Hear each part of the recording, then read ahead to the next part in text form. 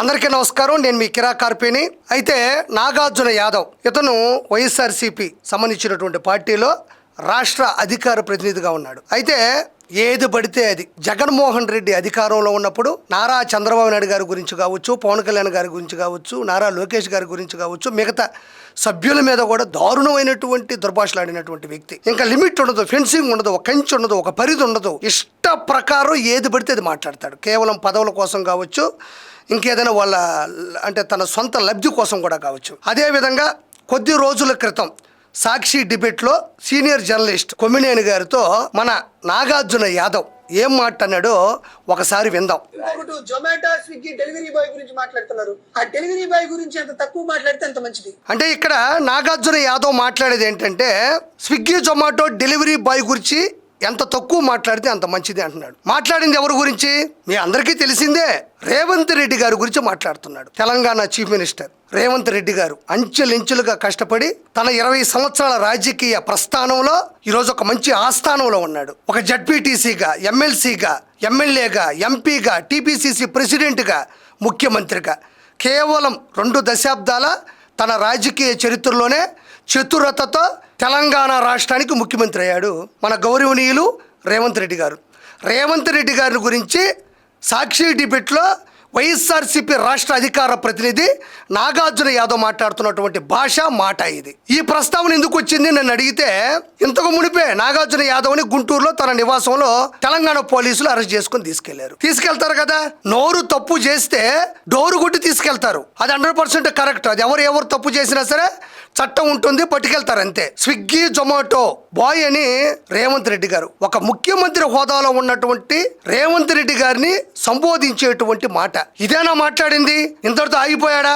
మళ్ళీ చూడండి. ముఖ్యమంత్రి పదవి కాదు కదా, ఎమ్మెల్యే పదవి కూడా జొమాటో డెలివరీ బాయ్ అనర్హుడు. అంటే ఎమ్మెల్యే పదవి కాదు కదా, మరే పదవి కూడా అనర్హుడు అంటున్నాడు. నేను ఇప్పుడే చెప్పా, తన 2 దశాబ్దాల రాజకీయ చరిత్రలో ఎమ్మెల్సీ అయ్యాడు, ఎమ్మెల్యే అయ్యాడు, ఎంపీ అయ్యాడు, టీపీసీసీ ప్రెసిడెంట్ అయ్యారు, దాంతో పాటు ఇప్పుడు ఎంపీ అయ్యారు, ముఖ్యమంత్రి అయ్యారు. తన ద్వారా కాంగ్రెస్ని గెలిపించుకున్నాడు. ఇందులో ఏ సందేహం లేదు. అలాంటి వ్యక్తి ఎమ్మెల్సీకి పనికిరారు, ఎమ్మెల్యే పనికిరారు. ఈ స్విగ్గీ జొమాటో డెలివరీ బాయ్ అంటే ఎవరు అంగీకరిస్తారు? గౌరవనీయులైన ముఖ్యమంత్రి హోదాలో ఉండేటువంటి ఒక ముఖ్యమైన నాయకుడిని పట్టుకొని ఒక సర్వసాధారణ రాష్ట్ర అధికార ప్రతినిధి మాట్లాడేటువంటి భాష.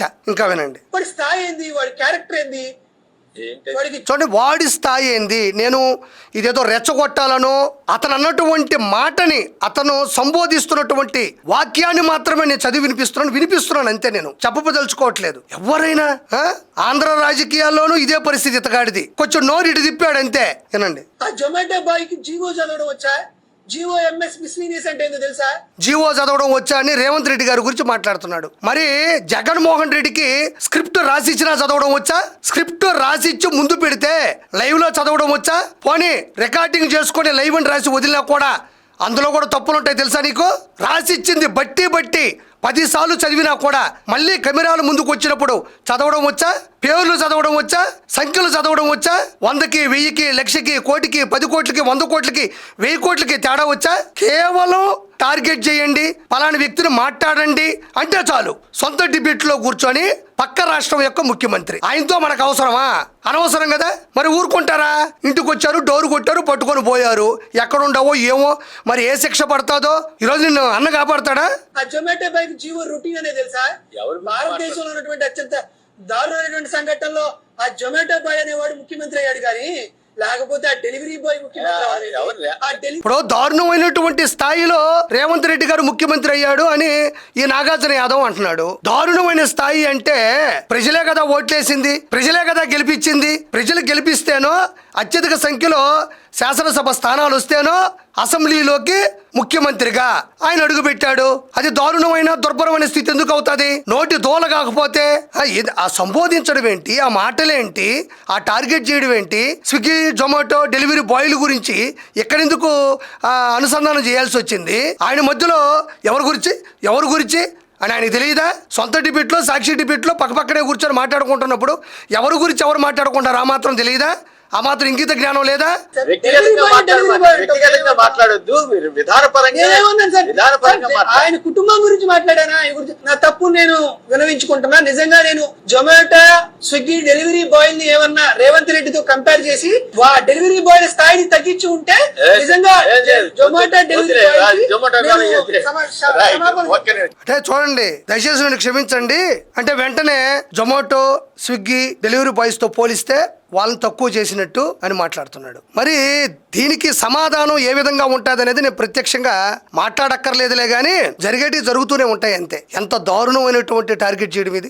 ఆంధ్ర రాష్ట్ర రాజకీయాల్లో ఆడవాళ్ళ గురించి మార్ఫింగ్ వీడియోలు, మార్ఫింగ్ ఫోటోలు, దారుణాతి దారుణంగా వాళ్ళ గురించి కామెంట్లు చేయడం, ఈ విధంగా డిబేట్లో మాట్లాడడం. నారా చంద్రబాబు నాయుడు గారు కావచ్చు, భువనేశ్వర్ గారి గురించి, బ్రాహ్మణి గారి గురించి కావచ్చు, నారా లోకేష్ గారి యొక్క క్యారెక్టర్ అసాసినేషన్ కావచ్చు, ఎవరిని వదిలిపెట్టింది లేదు. ఆడవాళ్ళే లేదు, మగవాళ్ళు లేదు, నాయకులు లేదు, ఎవరిని వదిలిపెట్టింది లేదు. కొంచెం డోసు పెంచి తెలంగాణ రాష్ట్ర ముఖ్యమంత్రి గురించి మాట్లాడినటువంటి పరిస్థితి. మరి ఈ రోజు ఏమైంది? ఊరికి వదిలేస్తారా? భలే మాట్లాడినవాడిని చప్పట్లు కొడతారా? లేదా దుప్పట్లు ఇచ్చి పడుకోమని చెప్తారా? కాదు కదా.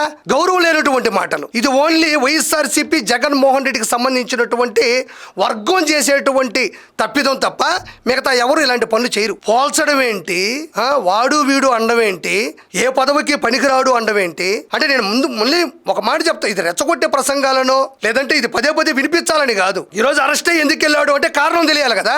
మళ్ళీ వ్యక్తిగత కక్షలో, రాజకీయ కక్షలో కావాలనే చేశారో అని సాధారణ ప్రజానీకం అనుకోకూడదని చెప్పడానికి నేను వినిపిస్తూ దీని గురించి వివరించడం జరిగింది. కాబట్టి ఎవరు మాట్లాడినా కూడా ఇంత దారుణంగా ఒక ముఖ్యమంత్రి హోదాలో ఉండేటువంటి రేవంత్ రెడ్డి గారి గురించే కాదు, ఎవరి గురించైనా, ఒక ఆడవారి గురించైనా, ఒక సాధారణమైనటువంటి మనుషుల గురించైనా మాట్లాడడం చట్టరీత్యా నేరం, ఘోరం, ఖచ్చితంగా శిక్ష అనుభవించి తీరాల్సిందే. అందుకే ఇతను ఇప్పుడు అరెస్ట్ అయ్యాడు, ఖచ్చితంగా శిక్షకు అర్హుడు అని మరోసారి తెలియజేస్తూ నమస్కారం.